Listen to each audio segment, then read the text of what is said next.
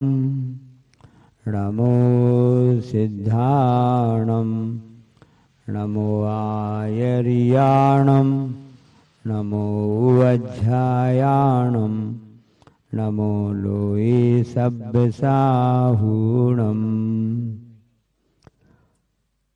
कुंडलपुर के बड़े बाबा की, गुरु नाम गुरु आचार्य ज्ञान सागर जी महाराज की, मूक माटी रचयिता आचार्य परमेश्वरी गुरुदेव की, पूज्य निरापक मुनि श्री समय सागर जी, योग सागर जी, नियम सागर जी, सुधा सागर जी, समता सागर जी व अभय सागर जी महाराज की, मुनि श्री चंद्र सागर जी व निरामय सागर जी महाराज की, अष्टानिका महापर्व की, परे मोक्ष हेतु सभी ने सुना पड़ा होगा। आचार्य उमा स्वामी महाराज जी का यह सूत्र है। तत्व सूत्र में परे मोक्ष हेतु मतलब जो बात के दोनों हैं मोक्ष के कारण हैं। इसका मतलब जो पहले के वो किसके कारण कहला गए? संसार के कारण कहला गए। बात चल रही है ध्यान की। हमें ध्यान ही नहीं रहता हम क्या कर रहे हैं। ऐसा नहीं है, जीव को हमेशा ध्यान रहता है। अब कोई भी ध्यान हो सकता है। जो मोक्ष के कारण है वह धर्म ध्यान और शुक्ल ध्यान है। जो संसार के कारण है वो आत्म ध्यान और रज ध्यान है। सभी जानते हैं। सब ध्यान से सुन रहे कि नहीं सुन रहे आप लोग? हाँ, तो ध्यान की बात चल रही है।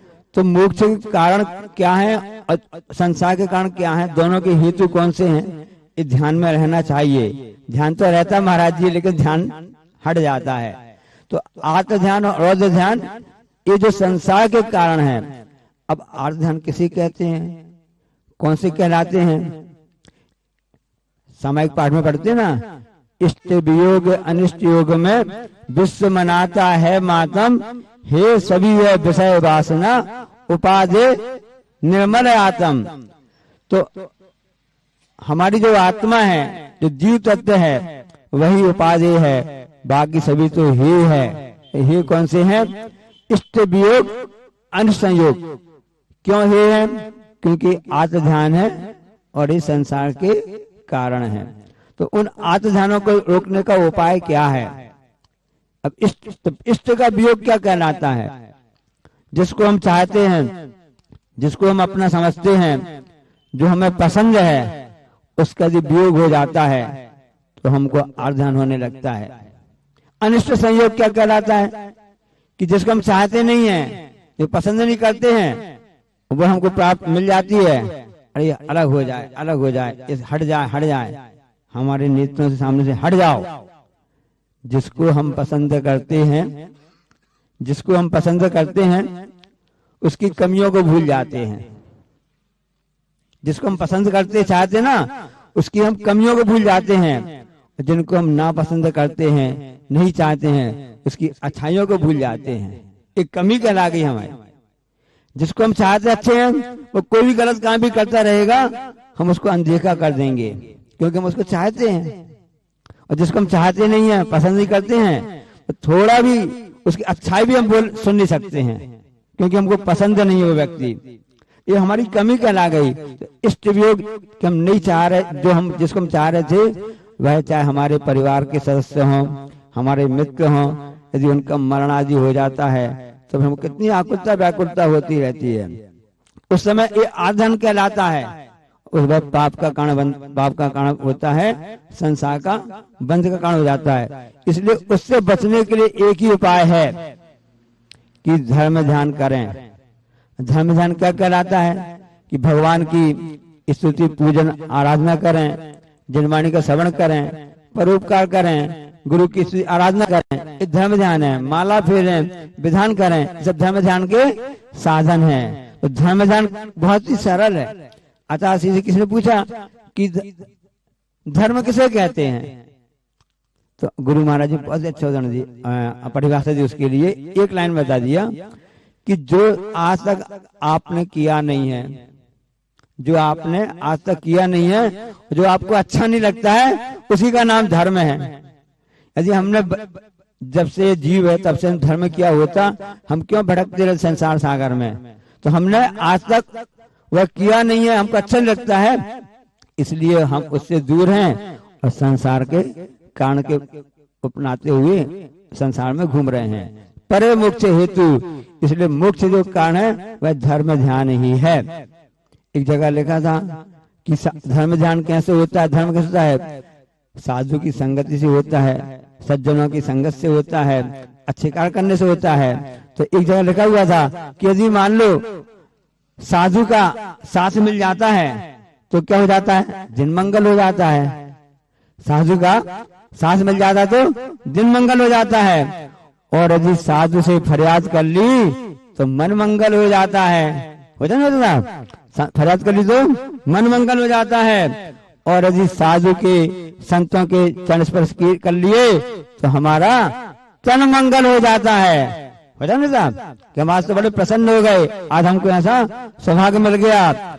और यदि साधु की शरण में आ गए तो चेतन मंगल हो जाता है, ये आत्मा मंगल हो जाता है। और यदि साधु के आहार अपने चौके में करवा लिए, साधु जिस मकान में ठहर गए तो वह भवन मंगल हो जाता है, वह स्थान मंगल हो जाता है। और यदि साधु का हमने साधु के साथ में हो गए तो हमारा जीवन मंगल हो जाता है। ऐसे मंगल कामना हमेशा करते रहना चाहिए, यही धर्म ध्यान के साधन बनते हैं। किसी ने पूछा कि ड्राइवर और कंडक्टर में क्या अंतर है, ड्राइवर कंडक्टर में क्या अंतर है, तो बहुत ही अच्छा अंतर है। यदि कंडक्टर सो गया तो किसी की टिकट नहीं कटेगी, वह सब बिना टिकट यात्रा करेंगे। यदि कंडक्टर सो गया, सब यात्री बैठे हैं, तो कोई टिकट काटने वाला कोई भी नहीं है, सब आराम से फ्री यात्रा पहुंच जाएंगे। तो कंडक्टर सो गया तो किसी की टिकट नहीं कटेगी, और यदि ड्राइवर सो गया तो सबकी, समझ में आ गया ना। तो हमारी टिकट सही कटे, सही ढंग से कटे, समय के पहले ना कटे, इसके लिए आवश्यक हम धर्म ध्यान करते रहें, जो कि मोक्ष का कारण बनता है। एक कथानक आपने सुना होगा, आपको बता देते हैं कि वह विप्र परिवार से था, इतनी आय वगैरह नहीं होती थी घर खर्च कर चल सके।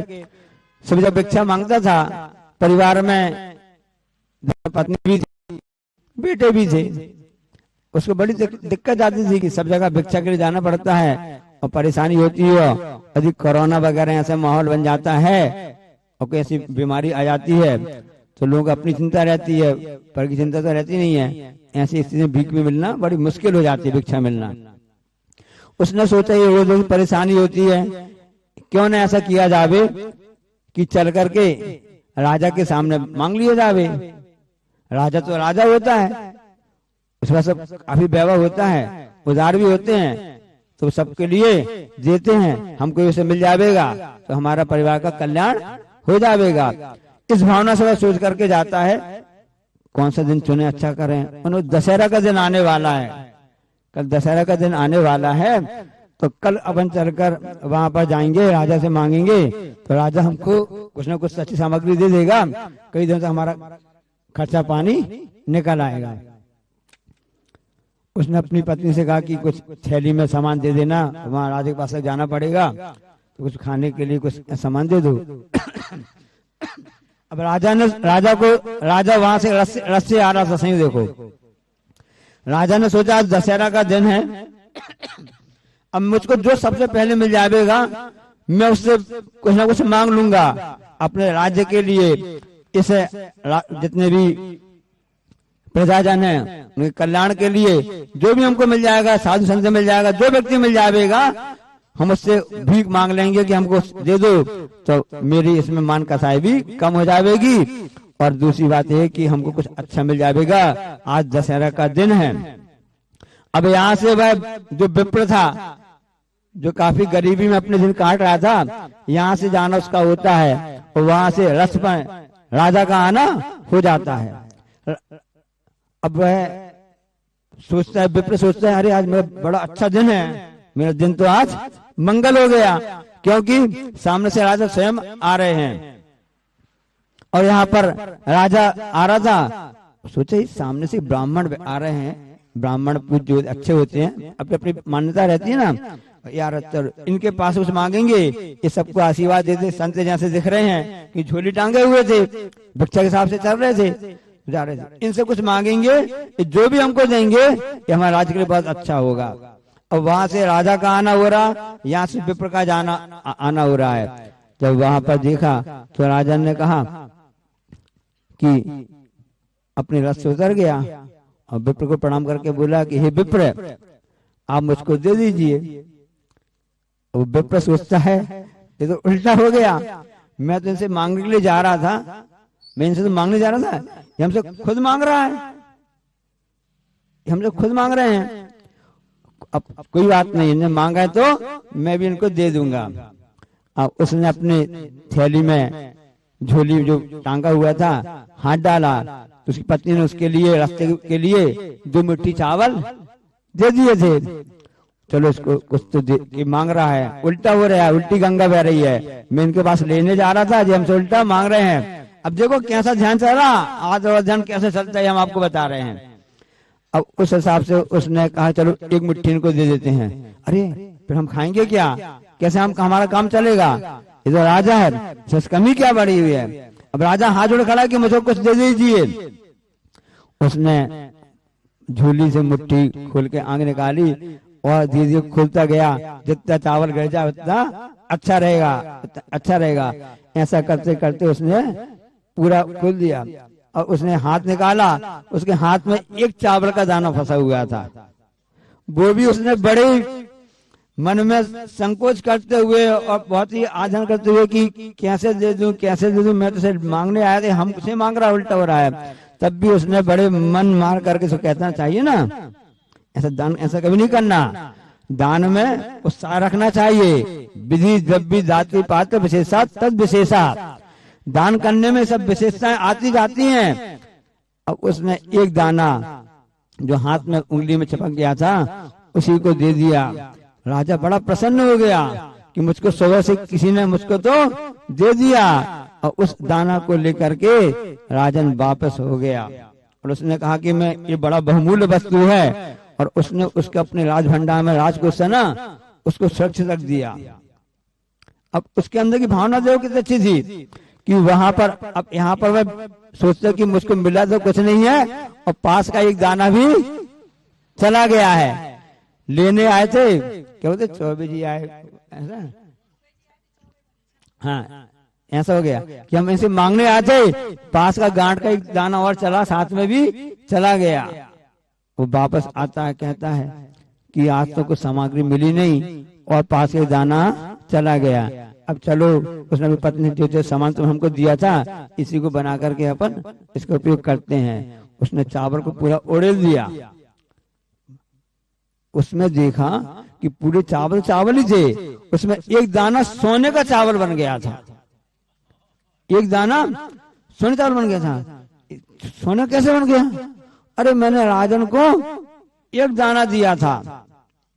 अब यहाँ पे फिर आदन फिर चालू हो गया, अरे कि मेरी किस्मत खराब हो गई, मैं अभी उनके लिए पूरा 1 मुट्ठी दे देता, मेरी मुट्ठी पूरी सोने की बन जाती चावल की।